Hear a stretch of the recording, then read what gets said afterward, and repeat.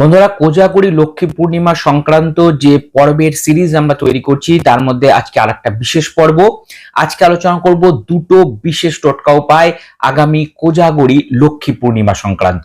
বন্ধুরা, কোজাগরি লক্ষ্মী পূর্ণিমার দিন বাড়িতে ঘি অবশ্যই কিনে নিয়ে আসবেন এবং সেই ঘিটি সন্ধেবেলা যখন চন্দ্র উদয় হয়ে যাবে, চাঁদ আকাশ উঠে যাবে, সেই পূর্ণ চন্দ্রের আলোতে ঘিটি আপনারা রেখে দেবেন যাতে পূর্ণিমার চাঁদের আলোয় ঘিয়ে স্পর্শ করে।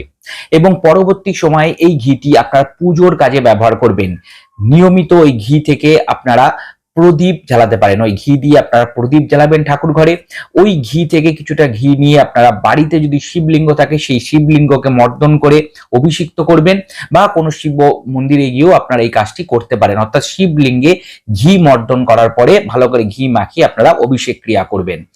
এর মাধ্যমে আর্থিক উন্নতি সুনিশ্চিতভাবেই হয়। এছাড়া এই ঘি দিয়ে অবশ্যই আগামী সামনে যে কালী পুজো আসছে সেই দিন প্রদীপ জ্বালাতে কিন্তু ভুলবেন না। সেই দিন এই ঘি দিয়ে আপনারা প্রদীপ প্রজ্বলিত করবেন আপনাদের ঠাকুর ঘরে এবং তুলসী তলায়। বন্ধুরা, এরপরে বলছি আরেকটা বিশেষ উপায় যার মাধ্যমে আপনাদের বাড়ি থেকে বাস্তু দোষ, পিতৃদোষ দূর হবে এবং আর্থিক উন্নতি অবশ্যই হবে। বন্ধুরা, এই জন্য আপনাদের একটা তামার পাত্র নিতে হবে, বা আপনারা শুদ্ধ পেতলের পাত্র, কাঁসার পাত্র নিতে পারেন। তার মধ্যে গঙ্গা জল পূর্ণ করুন, কাঁচা দুধ দিয়ে দিন এবং একটু গোলাপ জল ওর মধ্যে মিশিয়ে দিন। এবং সেই পাত্রটি আপনার চাঁদের আলোয় ঠিক একইভাবে যেভাবে ঘি রাখতে বললাম ঠিক সেইভাবে আপনারা চাঁদের আলোয় রেখে দেবেন যখন কোজাগরি লক্ষ্মী পূর্ণিমার চাঁদ আকাশে উঠে যাবে।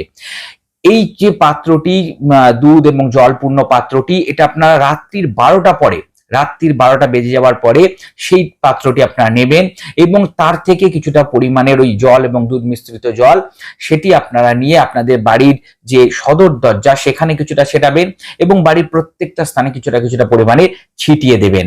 বন্ধুরা, এই যে বিশেষভাবে যে জলটি আপনারা যদি ছেটাতে পারেন তাহলে যেমন পিতৃদোষ কাটবে, নিবারণ হবে পিতৃদোষ, এবং তার সাথে সাথে মা লক্ষ্মীর বিশেষ কৃপা আশীর্বাদে আপনাদের আর্থিক উন্নতি সুনিশ্চিতভাবেই হবে। এবং যে জলটা বেঁচে যাবে পরের দিন সেটি কোনো গাছের গোড়ায় আপনারা দিয়ে দেবেন।